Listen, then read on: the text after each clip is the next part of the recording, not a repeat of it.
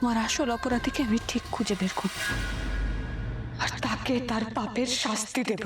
তোমার আর্য পুত্রকে আমি আগলে রাখবো সারা জীবন।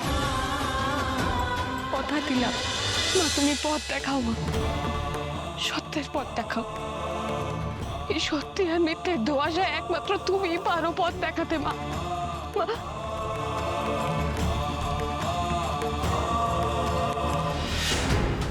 আর্য স্যারকে সুস্থ করে দাও, তারপরে আমরা দুজন মিলে বাকি সবটা সামলে নেব মা। হয় তুমি আজকে আমাকে সত্যের পথ দেখাবে, আর নয়তো তুমি আমাকে আজকে জ্বালিয়ে পুড়িয়ে শেষ করে দেবে। আর্য স্যারকে সুস্থ করে দাও, তারা সুন্দরী মাকে এনে দাও মা, তারা সুন্দরী মাকে এখানে এনে দাও।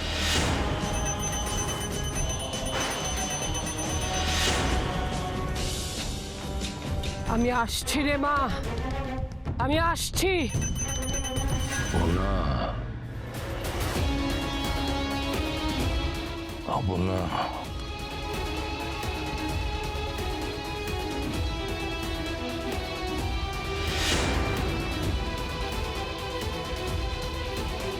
তারা সুন্দরী মাকে এনে দাও, আচ্ছা স্যারকে সুস্থ করে দাও মা, তারা সুন্দরী মাকে এনে দাও। মা কি হয়েছে মা তোর? কাঁদছিস কেন? আর আমাকেই বা অমন করে ডাকছিস কেন? মা তুমি আমার সঙ্গে এরকম কেন করলে মা? কেন আমাকে ভুল পথ দেখালে? আমি আর সে তো আলাদা মানুষ নই, সে কেন জানে না? তাহলে মা আমি উত্তর দাও মা, উত্তর দাও আমাকে। তোর সংশয় আমি বুঝেছি রে মা, কিন্তু তুই যার কথা বলছিস সেও তো রক্ত মাংসের মানুষ ছিল, দেবী নয়। মারা যাবার আগের মুহূর্তে যা দেখেছে সেটাই সে বিশ্বাস করে। সে দেখেছিল আর্য তাকে মেরেছে, কিন্তু আর্য স্যার তো দোষী নন মা। জীবনটাই তো তার বাঁচা হয়নি, সত্যিটাই তো জানা হয়নি তার। তোর মধ্যে দিয়ে সে সত্যিটার খোঁজ পাবে, এবার সে শান্তি পাবে। মা তুমি সত্যি বলছো মা?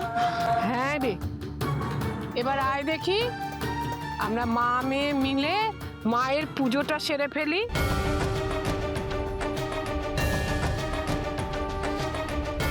সে আমার মধ্যে আছে, সে আমাকে বারবার কিছু বলার চেষ্টা করেছে, আর আমি চেয়েও তাকে কিছু বলতে পারিনি।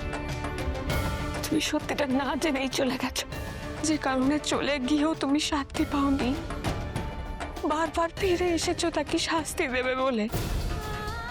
আজ আমার মধ্যে দিয়ে তুমি জানো সে তোমার খুনি নয়, তোমার আর্যপুত্র তোমাকে মারেনি রাজনন্দিনী। এবার তুমি শান্ত হও। তোমার আসল অপরাধীকে আমি ঠিক খুঁজে বের করব আর তাকে তার পাপের শাস্তি দেব। আর তোমার আর্যপুত্রকে আমি আগলে রাখবো সারা জীবন। কথা দিলাম